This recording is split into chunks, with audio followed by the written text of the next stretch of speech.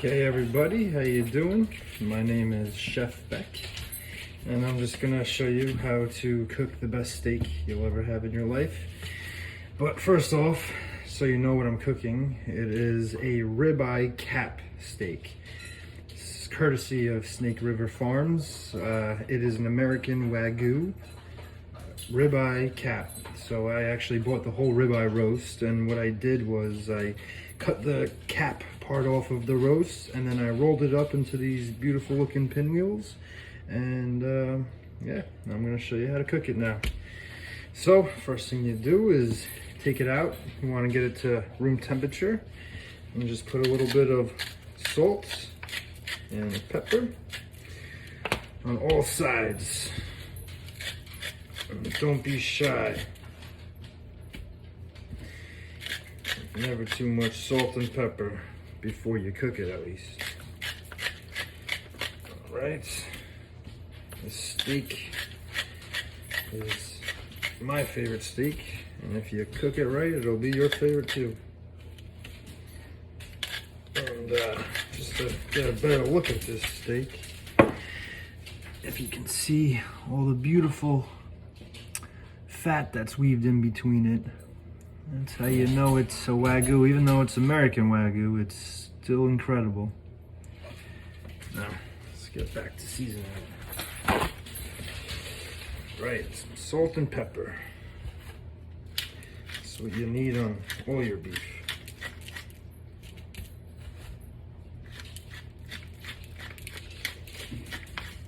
Don't be shy with the pepper.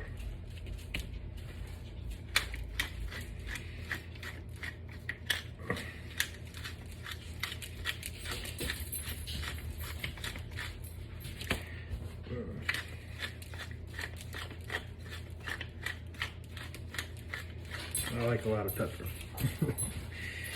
You don't have to put this much on if you don't want. Excuse my dogs over there. Alrighty. Now, looks like it's covered really good.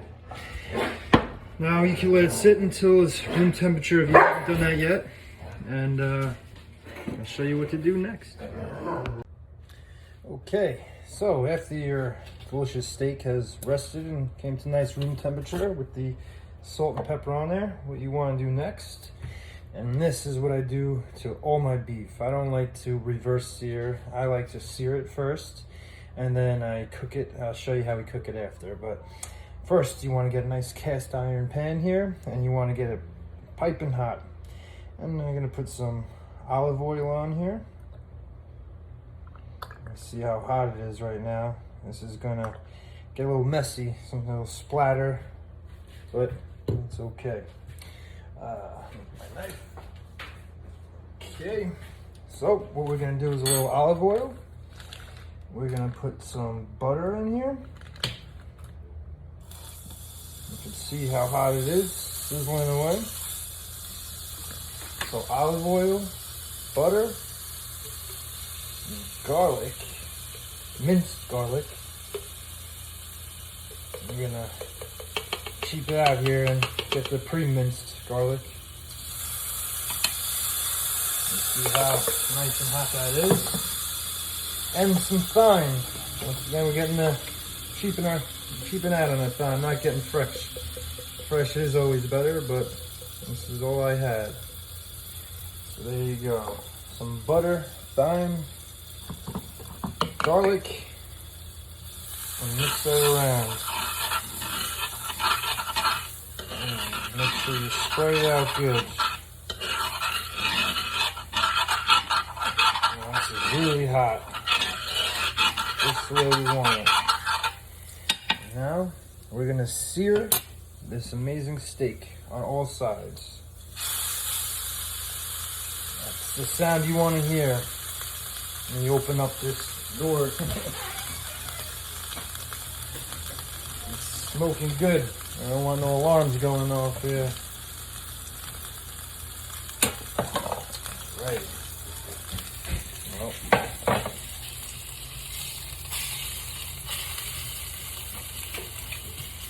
Oops. Sorry about that. And again, we'll just hold it. And I'll get a better look at it anyway. There you go. That's what you want, that beautiful color. Now, again, each side is what we want. Sorry, I'm an amateur with the videoing. It's my first time. Again, just still searing each side of this delicious steak. You want to make it nice and crisp on each side. You got all that delicious garlic, butter, thyme, olive oil, the salt and pepper that was resting on it. This is going to be incredible. Already smells so delicious. Make sure you get all the sides. Make sure this pan is nice and hot.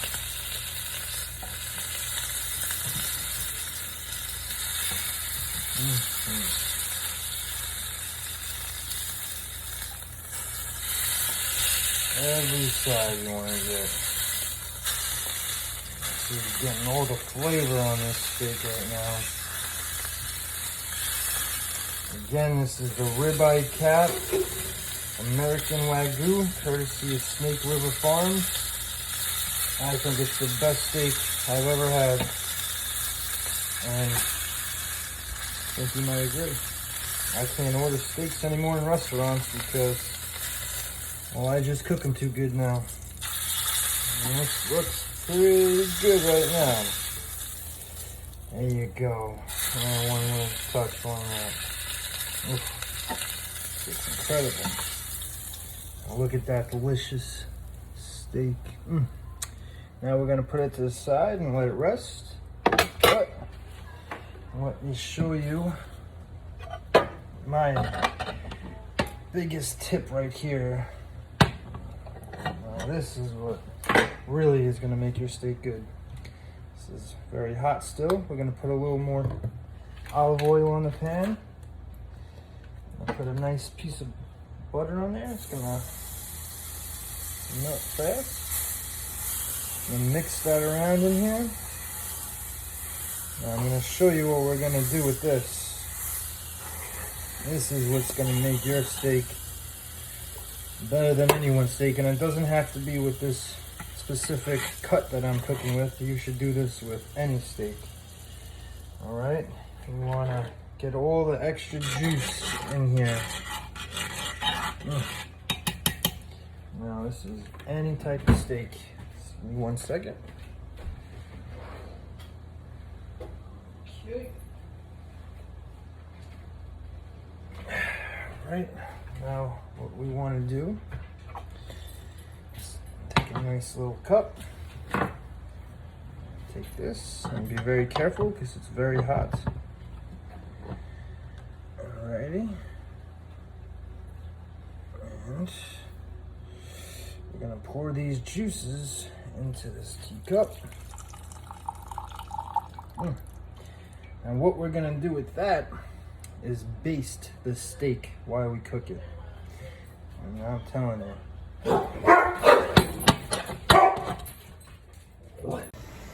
Alrighty guys, now for the next part. After you sear it, you gotta let that steak sit. Now, sitting is very important. I promise you, letting your steak sit is gonna give you much better results. Now after we sear it, now this is what we do is we throw it on this bad boy. My beautiful Traeger Ironwood 650 smoker.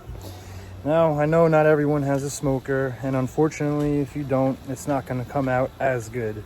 But you can still put it in your oven. I would set it at about 400 degrees, 350, 400 degrees, and cook it for about 15 minutes. But I'm going to show you how we do it in here, because this is the best way.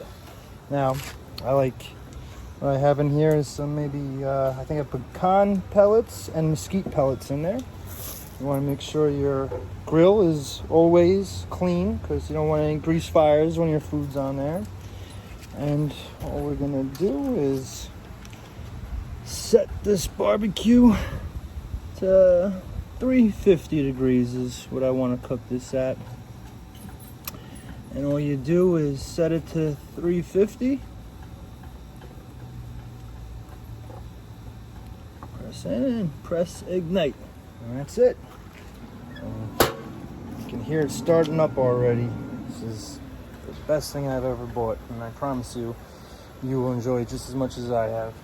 Now, let this preheat and get to 350 degrees. All right, guys, my Traeger's heated up to a good 350 degrees. Now it's time to put on this delicious steak. Now, the good thing about Traeger, which is why every time it comes out perfect, is that it has this beautiful built-in thermometer, which I'm gonna put it right into the center.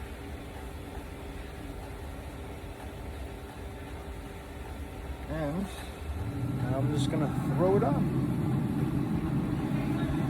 Right there in the middle.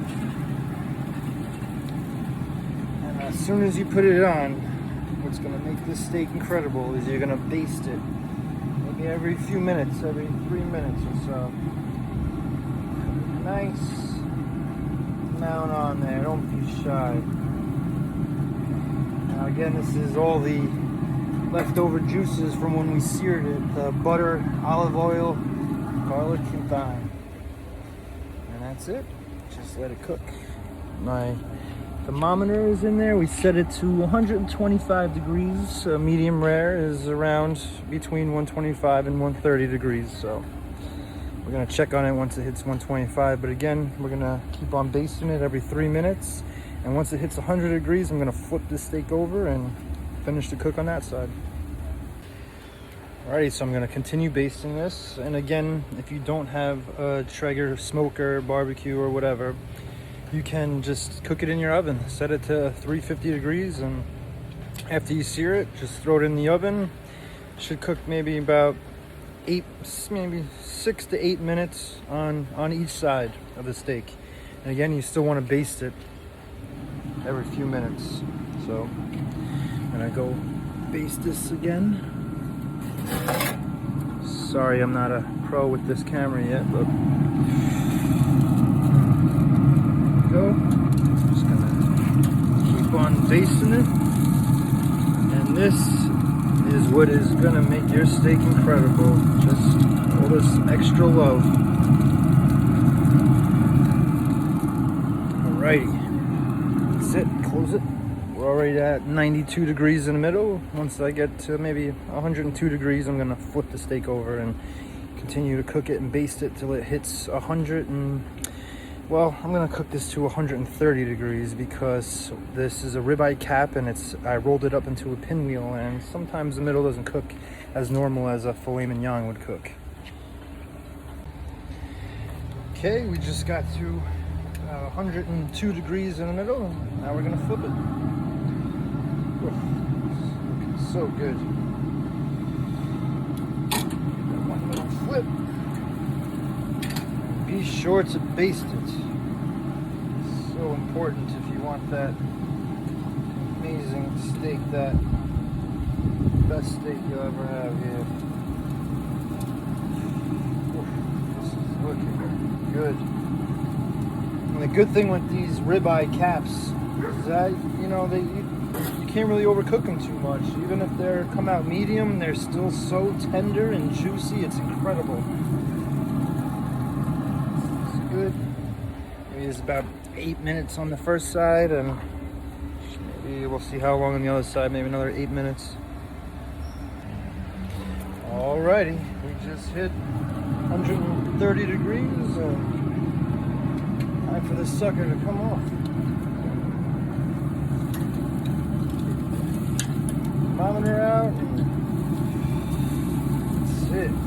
One last flip. You want the juices to keep going up and down, so you want to keep on flipping. Alrighty.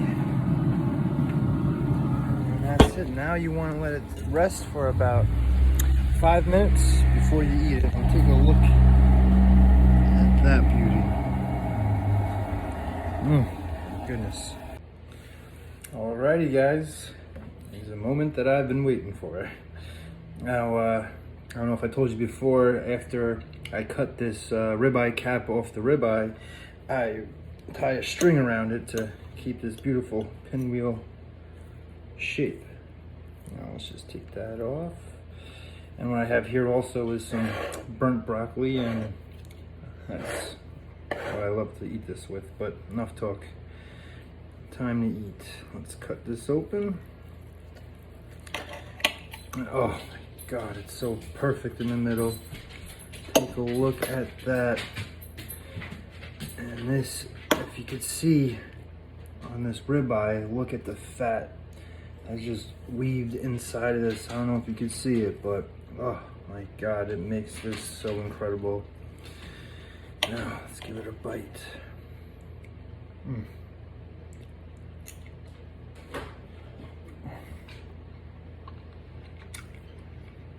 I promise you, this is the best steak in the world. I mean, it's incredible. I've gone to so many steak restaurants, 5-star steakhouses, whatever, you name it. Nothing compares to this. I can't order steak at restaurants no more. This is too good. It's cooked perfectly in the middle. If you don't have that smoker like I did, you should buy yourself a portable thermometer to check the temperature. But oh my God, the flavor of this steak is incredible.